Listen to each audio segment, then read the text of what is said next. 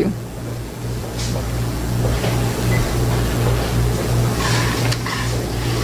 Good morning. Good morning.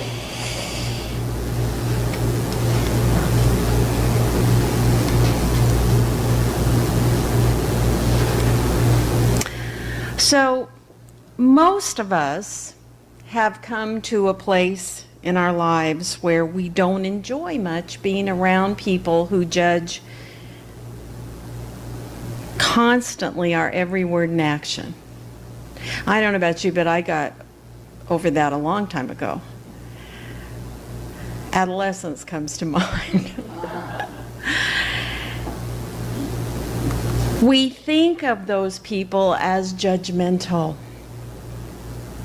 So you might have decided it's a very bad idea to be judgmental. It's probably not Christian and definitely not kind. But wait a minute. Let's just give some thought to what it would be like without any judgment in our lives at all. It is standard practice in most any Christian church, even Unity, to teach that judging is wrong, which is, of course, a judgment. But to make that statement unequivocally is a questionable thing. In fact, we make judgments every single day. We decide to drink water rather than soda, to stop at the stop sign rather than running through, to tell the truth rather than lie. We decide what kind of people to have in our lives, what kind of job to be in. We decide what we want to wear and how we want to look. In John 7:24, Jesus said, "Do not judge by appearances, but judge by right judgment." He was saying, look beneath the surface so you can judge correctly. Understand what or whom you're talking about. In Matthew 7:1, part of the Sermon on the Mount, he said, "Do not judge so that you may not be judged." And what he was saying is, don't be ripping apart your neighbor's reputation when your own character could use some work. So he wasn't saying don't ever make any judgment at all. He was saying you must make judgments, so make good ones. So, with that in mind, just how do we make certain that we are judging rightly, as the scripture says? The basics. Judgment should not be about looking for fault or being quick to criticize when we think someone is wrong or doing something wrong. We definitely are not meant to be happy about another person's failures. And on the other hand, it helps sometimes to have someone who's judging in your life, kind of an accountability partner.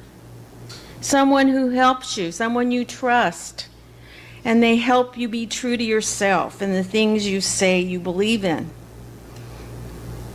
A friend who cares about you can help keep you from getting too far off track in a good way. So how do we distinguish this good judgment from the bad kind? This month we are focusing on the spiritual power of judgment. It is sometimes called wisdom or discernment.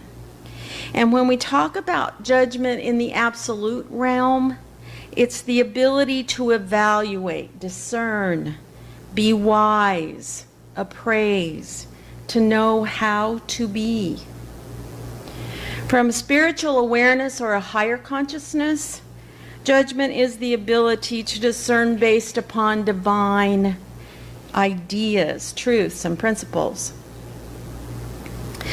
We talk about spiritual understanding, which travels very well with judgment. But from a sense of physical consciousness, judgment is the ability to judge or evaluate based on the senses. It's judging based upon the world's standards. We call it being judgmental, or sometimes discrimination. That's the kind of judgment we're talking about today. In a couple of weeks, we'll go further and talk about that discernment from a higher consciousness, but today we're talking about judgment in our everyday lives. So, how do we cope in the incredibly judgmental society we live in? And I don't know if you feel it, but it seems like lately we're bombarded with lots of judgment all over the place. When others judge us, how do we react? What labels do we use?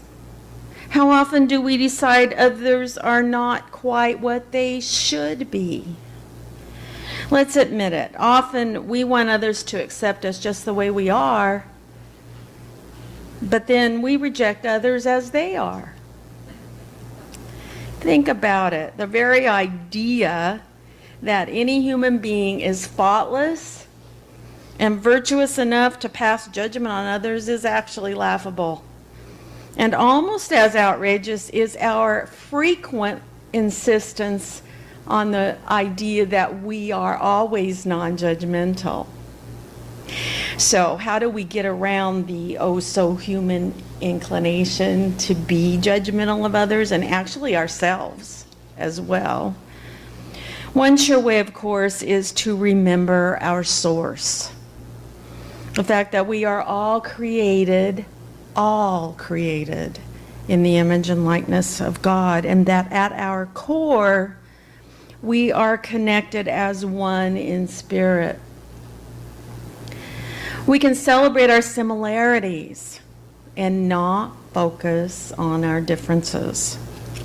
It does take open-mindedness and some resolution to do this and to achieve the very best of ourselves as human beings. And to do this, we have to remember that we didn't originate from hate, prejudice, or bigotry, but rather a spirit of invisible love. So there are two ways to cope with our hypocritical society, and the one we choose depends upon our view of ourselves. First, we can choose to love ourselves more, and by doing that, not align ourselves and our self-worth with the approval of others. Or you can make the second choice, and that is to make others feel inferior by labeling them with cruel words and names, and by doing so, creating even more resistance. In this effort to be seen as superior, we can drag others down, trying to make them look inferior. And sometimes, sad to say, we don't even realize we're doing this. This is how we get discrimination and prejudice of all kinds. These beliefs are passed on from one person or one generation to another without questioning why we harbor disgust for others who are different from us. So we actually have to unlearn this kind of belief if we ever want to be free of the pain and distress caused in this deeply judgmental environment. And the only way to do that is with love. In his essay, How to Change Others, Eric Butterworth said, "The attempt to change people is the greatest energy waste of all. Not because people can't change, but because change is a growth process from within. The first step is not to set them right, but to see them rightly. We have to be the love we want from others. We have to be the example. And a good first step is to love ourselves more. We have to own our own prejudices, bigotry, and hatred, and reclaim our right as free thinkers. The Buddhist monk Pema Chodron said, "If we learn to open our hearts, anyone, including the people who drive us crazy, can become our teacher." So let's dissect the origin of our judgments a bit in this quest to figure out why we do this. Most of them come from one of three basic causes, according to Jarl Forsman.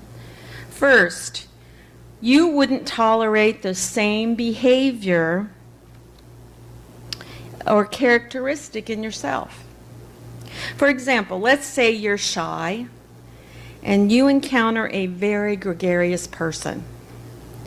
Your judgment might be something like this: what a show off. They are so loud and obnoxious. This is all because you would be embarrassed to act in this way and you resent someone else doing it. Sometimes we even say things like, "I wouldn't ever do that." The truth of this judgment could be that you are not fully expressing yourself and maybe need to work on that. If you begin truly expressing yourself fully and authentically, this judgment would likely disappear.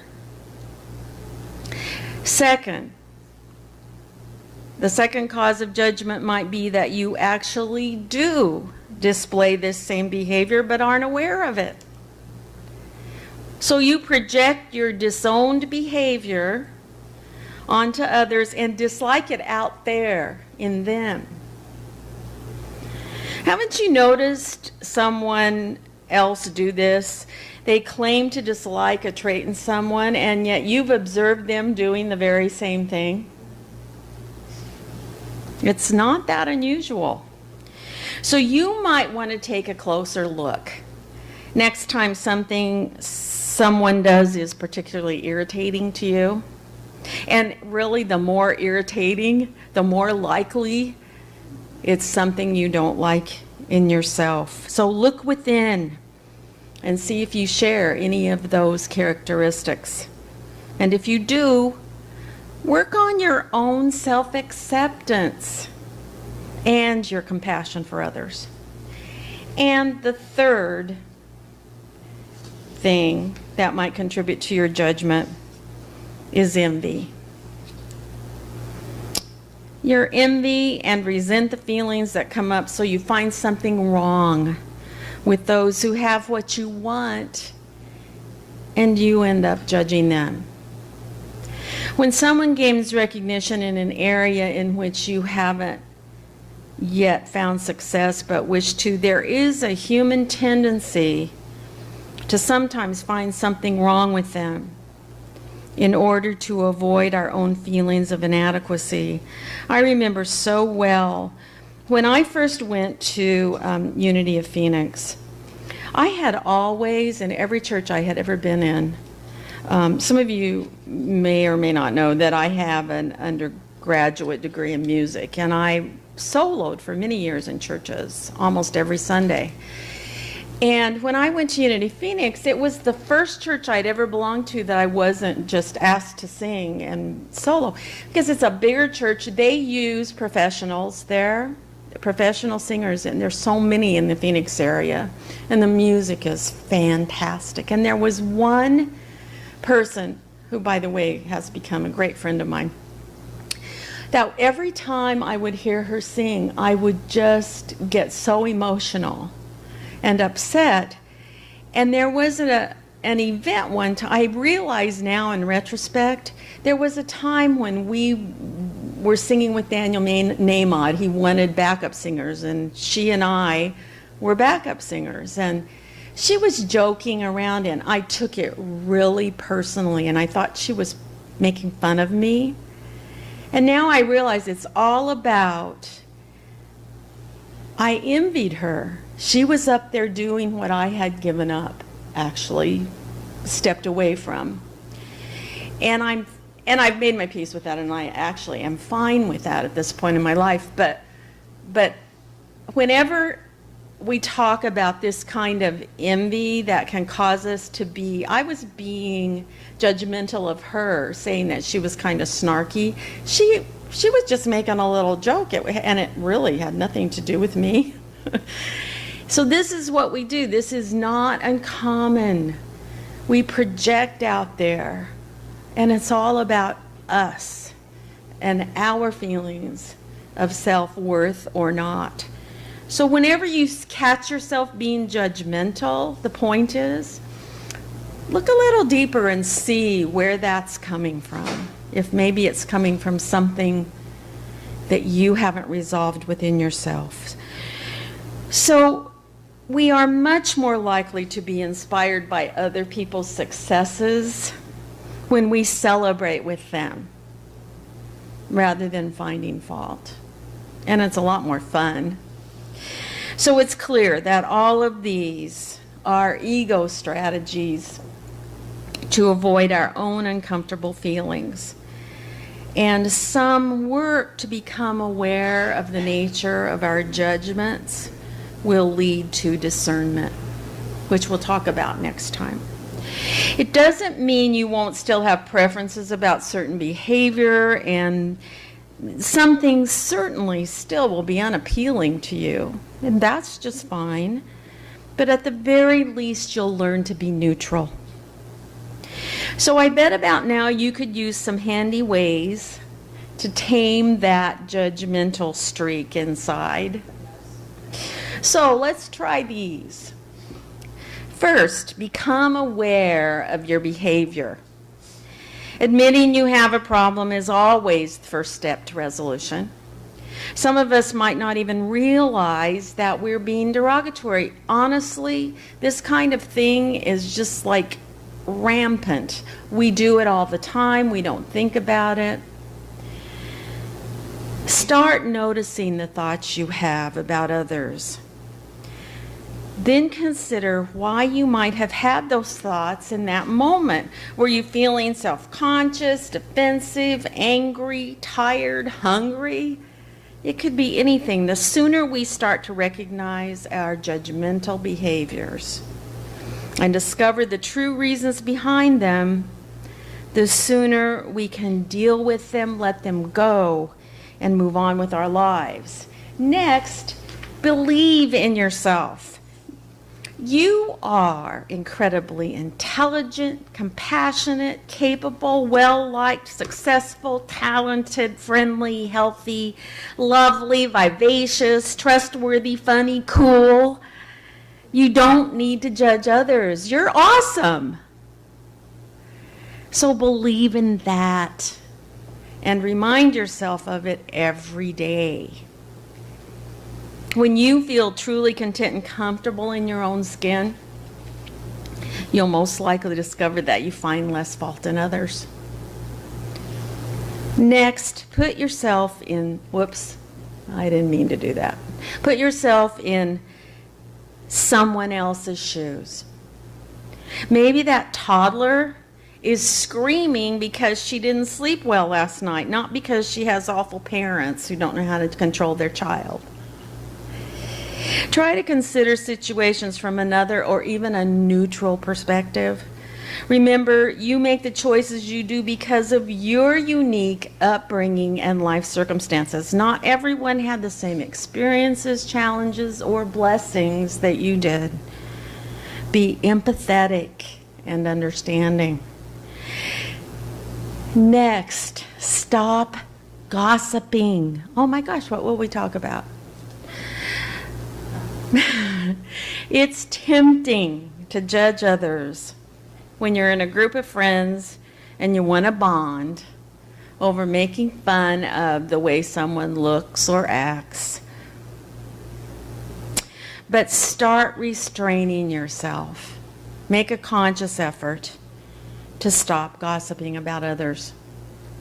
You don't have to make a big announcement about it and guilt trip your friends. Just keep quiet if the discussion becomes a bit judgy. And remove yourself from the situation if you just find it really hard to hold back from saying what you're thinking. I have to do this all the time on Facebook. Sometimes I'll even write 3 words and go, nope, not going there. And hurry before I accidentally click enter to get it and delete it. And finally, watch your language. If you have a genuine desire to help someone and you decide at your own peril to give them advice, watch what you say and how you say it. Don't tell people what they should do or label a choice to be right or wrong or good or bad. That's applying your moral code to someone's actions, and it's up to others to decide what's best for them. Once you're more aware, you can then stop yourself. I skipped a page in my notes. Avoid using, I knew because I like this next one. Avoid using words that are overly negative, condescending, or critical. For example, instead of saying, it's wrong for you to eat sugar, you can say, I like to avoid refined sugar because it can cause inflammation and it causes me to be addicted to sugar. So next time you find yourself being particularly judgmental about the folks around you or even yourself, whip out some of these ideas and give them a try.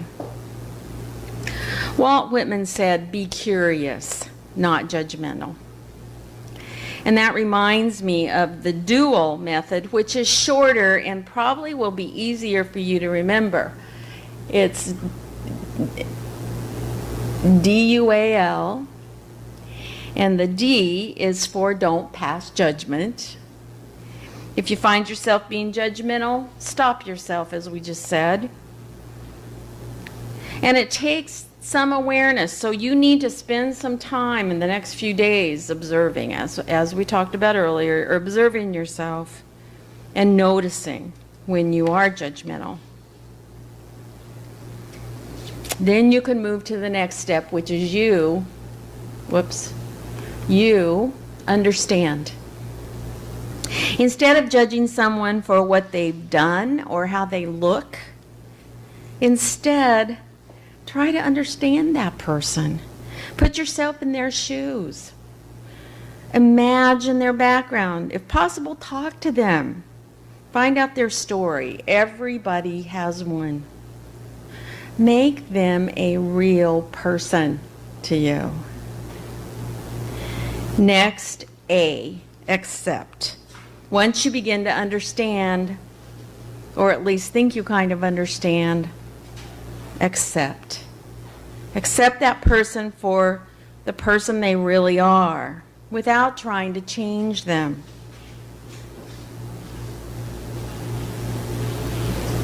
And accept that they will be who they are, and they will act the way they do. And finally, the L of dual is love. Once you've accepted someone for the person they really are, then love them. Even if you don't know them, even if you've really not liked them in the past, love them as a brother or sister, no matter who they are, old or young, light-skinned or dark, male or female, rich or poor. The truth is, you are not obligated ever to pass judgment on everything or everyone that crosses your path. It's okay to be in observation mode and let life unfold without your adjudication of every single event. There are plenty of assessments, evaluations, and decisions to be made that do require your good judgment. So why use up all that judging energy trying to decide what everyone else should be up to? It's literally none of your business. And once you let go of that human tendency to pass judgment on everything, your life will be less stressful, easier, and so much more fun. And I'm pretty certain, if I might make a small judgment, that's the way it's supposed to be. So let's take that into meditation.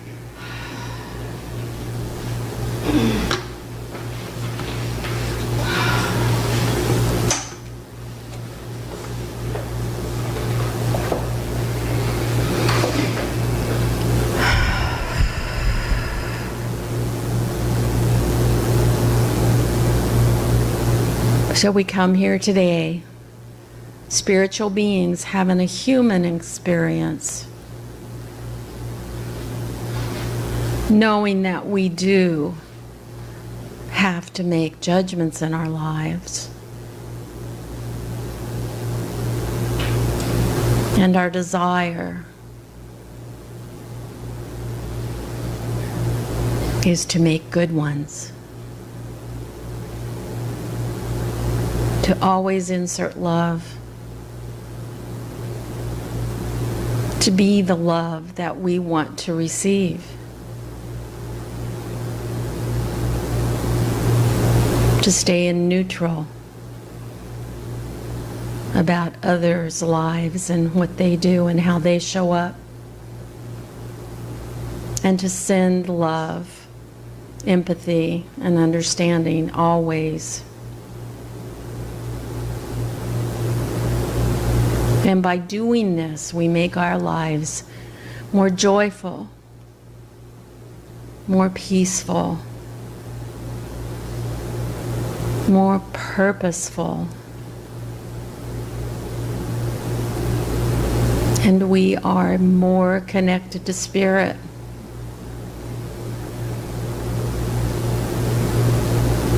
We're so grateful for these truths, that they've been revealed to us, that they're free, that we get to use them in our lives.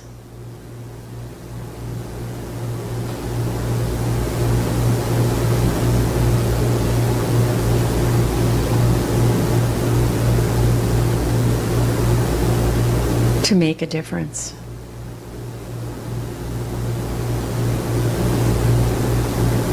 And so we spend just a moment now in silence as we consider how we can move from a place of critical judgment to a place of love and understanding and wisdom.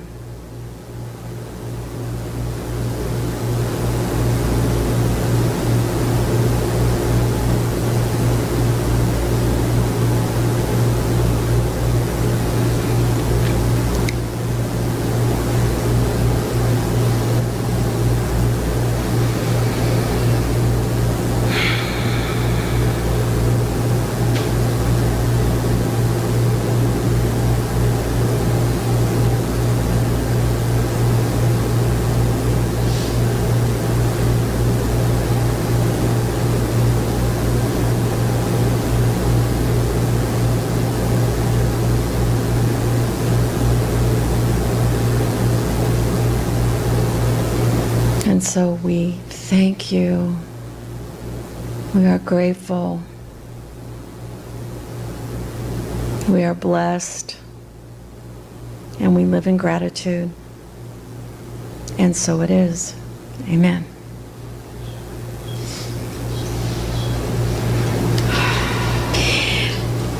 So now is the time when we share our gifts.